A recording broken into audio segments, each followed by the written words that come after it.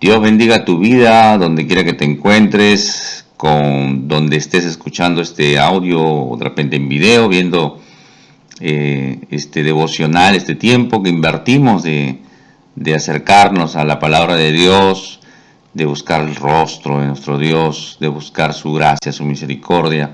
Así que déjame decirte que no es casualidad si estás escuchando este devocional, y es la mejor inversión que puedes hacer en tu día. De repente estás de día, de repente ya de noche o de madrugada, al momento que sea que estés escuchándolo. Realmente quiero rogarle a Dios que bendiga grandemente tu vida. Así que gracias a Dios por tu vida, amigo, hermano en Cristo que me escuchas.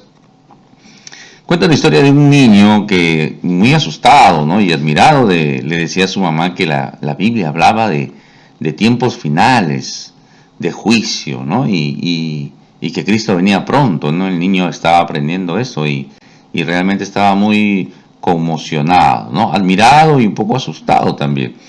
Entonces, cuando le comentó esto a su mamá, ella muy escépticamente, ¿no?, muy desdeñosamente le dijo: mira, hijo, tranquilo, le dice, eso yo lo vengo escuchando desde la época de tu abuelita, así que tranquilo, ¿no?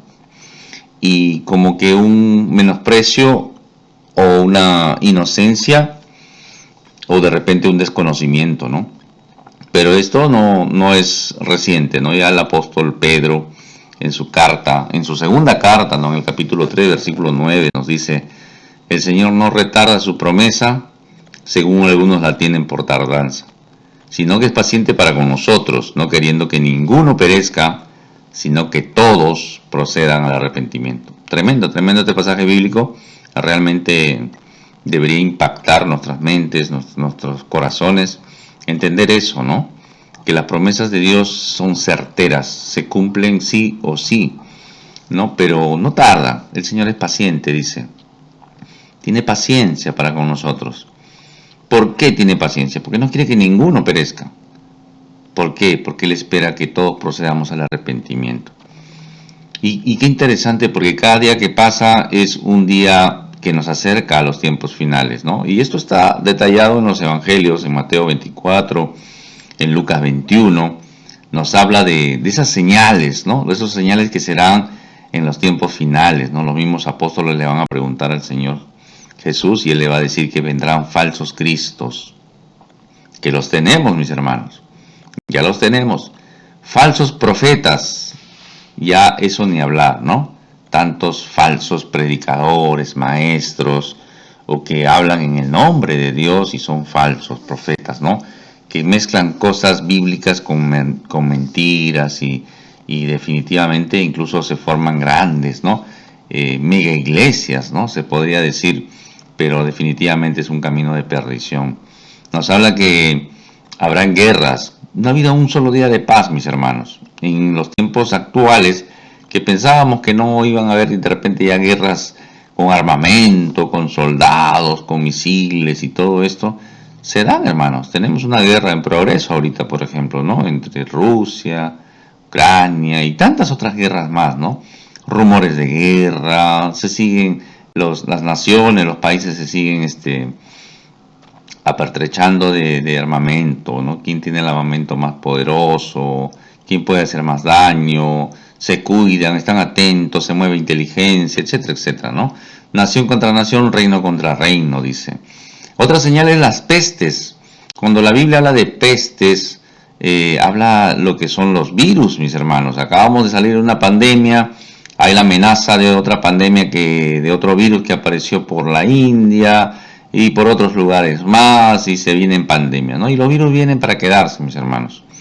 Hay secuelas, variantes y todo eso. Mire, o sea, definitivamente a veces tenemos tan entenebrecido el entendimiento, como dice la Escritura, que no nos damos cuenta de esto, ¿no? Hambres, terremotos, en todas partes hay terremotos, y cada vez los terremotos se han intensificado en su secuencia, ¿no? Y en su frecuencia. Como iglesia, nosotros como iglesia, como cristianos, sufriremos, ¿no? Y sufrimos hostigamiento, maltrato, muerte, persecución. La sufrimos en la actualidad, mis hermanos, y eso va a ser más. Pero dice la palabra que esto solamente será un principio de dolores. Esto es solamente los comienzos, por decir, ¿no? Y lo vemos contundentemente, ¿no? En nuestras vidas, en nuestras localidades, lo que pensábamos que sucedía a manera internacional, la violencia, la maldad, lo vemos en modo local también, donde quiera que nos encontremos, mis hermanos. El hombre se ha insensibilizado, son personas desalmadas, podríamos decir, ¿no? Que no tienen compasión por el prójimo, y todo esto es terrible, mis hermanos, y cada vez será peor. Pero no debe ser, y ojo con esto es importante, no debe ser el temor el que nos mueva a buscar a Cristo o tratar de entrar a la iglesia o meternos en la iglesia, ¿no? No debe ser el temor, mis hermanos, sino lo que debe movernos es el amor y la paciencia que tiene Dios para con nosotros. Como decía Pedro, no queriendo que ninguno perezca, sino que procedamos al arrepentimiento y creer en el Señor Jesucristo, Así que mi ruego en este devocional es que Dios abra tus ojos espirituales y puedas darte cuenta que los tiempos finales están cada vez más cerca. Cada día nos acerca más a esos tiempos. Así que dejemos ese camino de muerte y vengamos en fe y arrepentimiento, Señor Jesucristo, en el único en quien hay salvación. Ninguna religión, de repente tú eres muy religioso, cumplidor de tus sacramentos, de tus prohibiciones, de tus rituales, de tus cosas que tengas que hacer, pero eso no te da salvación. El único que da salvación es el Señor Jesucristo. Hay una palabra que deriva del arameo, está en la Escritura, está en 2 Corintios, que dice Maranata, una palabra que deriva del arameo y significa el Señor viene. Esto dijo el apóstol Pablo, el Señor viene, haciendo referencia al juicio. El Señor viene como rey, viene en parte el juicio también. Así que el Apocalipsis, el último libro de la Biblia, cierra con las palabras del mismo Señor Jesucristo, que dice: vengo en breve, amén.